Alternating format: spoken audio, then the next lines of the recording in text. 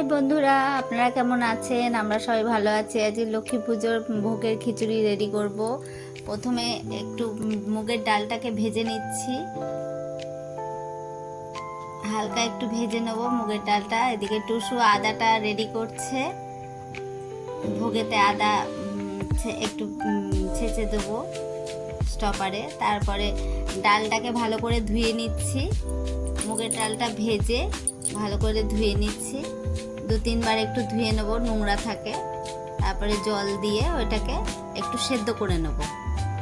হালকা সেদ্ধ হলে তারপরে পায়েসের চাল, গোবিন্দভোগ চালে ভোগটা করব।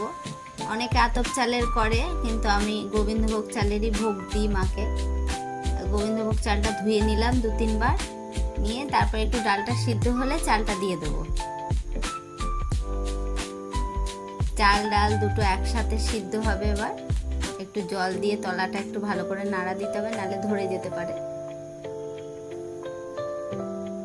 চাল ডাল সব দেওয়া হয়ে গেলে এবার সব ভালো করে তলা থেকে বারবার করে নাড়বো। আর একটু যখন জল লাগবে একটু জল দেবো, বেশি করেই জল দিয়ে দিয়েছি। এদিকে মা ভোগের পটল কাটছে, পটল আলু ভাজা করে দেবো।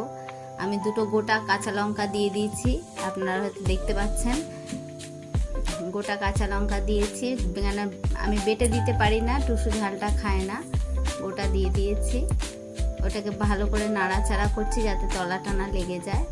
তারপরে কড়াইয়ে সর্ষের তেল দিয়ে একটু তেজপাতা দিলাম, আদা ছেঁচে দিলাম, একটু সন্দক লবণ দিলাম, যেহেতু ঠাকুরের ভোগ, অন্য নুন চলবে না। সন্দক লবণ দিলাম, কাশ্মীরি লঙ্কা গুঁড়ো দিলাম, জিরে গুঁড়ো দিলাম, সব দিয়ে ভালো করে কষিয়ে নিলাম। নিয়ে ওই সেদ্ধ ডাল চালের মধ্যে দিয়ে দিলাম, দিয়ে ওটাকে ভালো করে নাড়িয়ে নেব। ভালো করে নাড়াচাড়া করে ওইটা ভোগটাকে মায়ের ঠাকুর ঘরে নিয়ে যাব।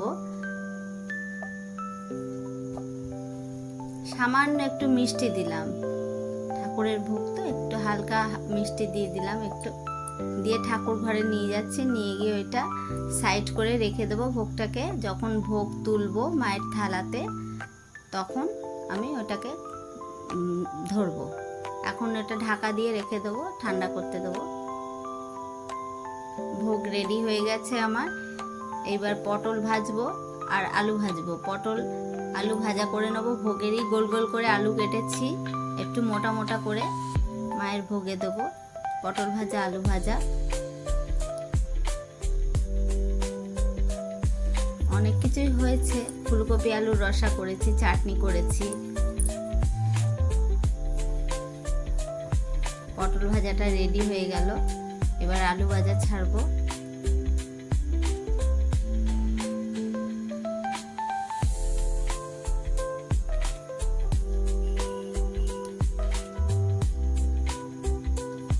আলু ভাজাটা হবে এবার। আপনারা কে কি ভাজা দেন আমি জানি না, ভাজা দিতে হয়, একটু শাক ভাজা দেয়,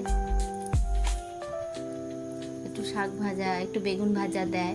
তা আমি আলু আর পটল ভাজাই দিয়েছি। ফুলকপি আলুর রসা করেছি, চাটনি করেছি, পায়েস করেছি। আলু ভাজা হচ্ছে, পটল ভাজা আর আলু ভাজা মায়ের ভোগে দেব। কমপ্লিট হয়ে গেছে আলু ভাজা, পটল ভাজা। এবার মায়ের ভোগ রেডি করছি। টুসুকে ভোগ দিলাম, পুজো হয়ে গেছে, মা টুসুকে ভোগ দিয়েছি, টুসু খাচ্ছে, খুব ভালো লাগছে। আপনারা দেখতেই পাচ্ছেন, পায়েস আছে, আলু ভাজা, পটল ভাজা আছে, ফুলকপির রসা আছে, চাটনি আছে, ভোগ আছে। ভালো হয়েছে। আপনারা যদি চ্যানেলটা সাবস্ক্রাইব করবেন, লাইক করবেন, কমেন্ট করবেন যদি ভালো লাগে। Thank you.